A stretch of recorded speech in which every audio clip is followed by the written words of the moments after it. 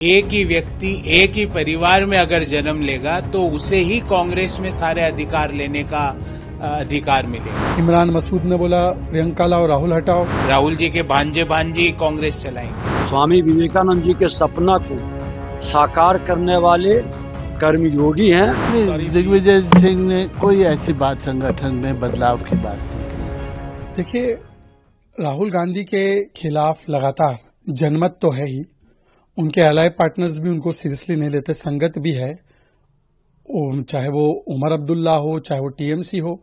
पर अब उनके जनपद में भी मतलब कि पार्टी और परिवार के लोग भी उनके खिलाफ नो कॉन्फिडेंस पारित कर रहे हैं। थरूर जी ने सुबह ही नो कॉन्फिडेंस पारित किया, उनके विषयों से उन्होंने अपने आप को अलग किया। इमरान मसूद ने बोला प्रियंका लाओ राहुल हटाओ। मोहम्मद मुकीम ने बोला, और अब दिग्विजय सिंह जो मेंटोर थे राहुल गांधी के, वो कहते हैं कि राहुल जी आपको कन्विंस करना बड़ा मुश्किल है क्योंकि आप रियलिटी तो देखते नहीं हैं, और प्रैग्मेटिक और डिसेंट्रलाइज कीजिए ऑर्गेनाइजेशन।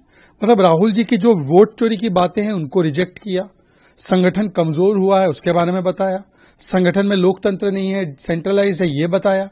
अब थोड़ा बहुत आगे पीछे दिग्विजय सिंह जी ने अपने बयानों को लिया होगा, पर प्रियंका कैंप जिस प्रकार से राहुल कैंप पर लगातार हमले कर रहा है, मुझे लगता है इसी श्रृंखला में एक और हमला है। देखिए, दिग्विजय जी कह रहे हैं कि कांग्रेस पार्टी आज एक फैमिली ओन्ड कंपनी बन चुकी है, जहां पर एक ही व्यक्ति एक ही परिवार में अगर जन्म लेगा तो उसे ही कांग्रेस में सारे अधिकार लेने का अधिकार मिलेगा। वही सारे निर्णय ले सकता है अगर उस परिवार में उसका जन्म हुआ है तो।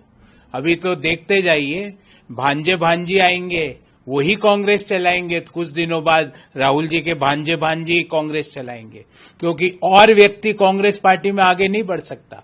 और यही बात प्रधानमंत्री जी पिछले 11 वर्षों से कह रहे हैं कि परिवारवाद और वंशवाद की राजनीति को हिंदुस्तान से खत्म करना है।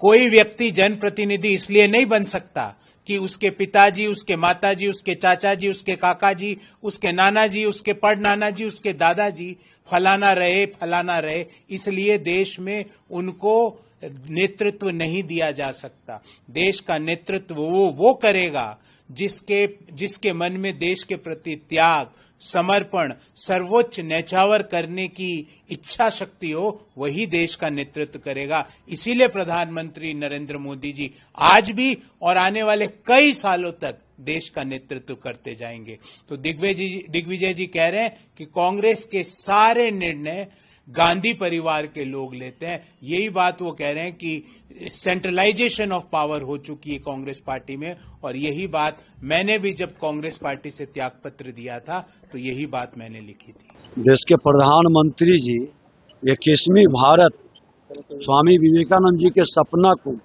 साकार करने वाले कर्मयोगी हैं, और उनके द्वारा हर कार्य देश को गौरवान्वित करता है। गारंटी कानून को जो खत्म किया गया है उस पे केवल चर्चा हुई, और 5 तारीख से आंदोलन पूरे देश में शुरू होगा। उनके ट्वीट पे कोई चर्चा नहीं हुई अंदर। संगठन तो हमेशा ही मजबूत करने की जरूरत रहनी ही चाहिए, कि किसी भी संगठन को मजबूत करके ही लोगों की सेवा की जा सकती है। नहीं, दिग्विजय सिंह ने कोई ऐसी बात संगठन में बदलाव की बात नहीं की।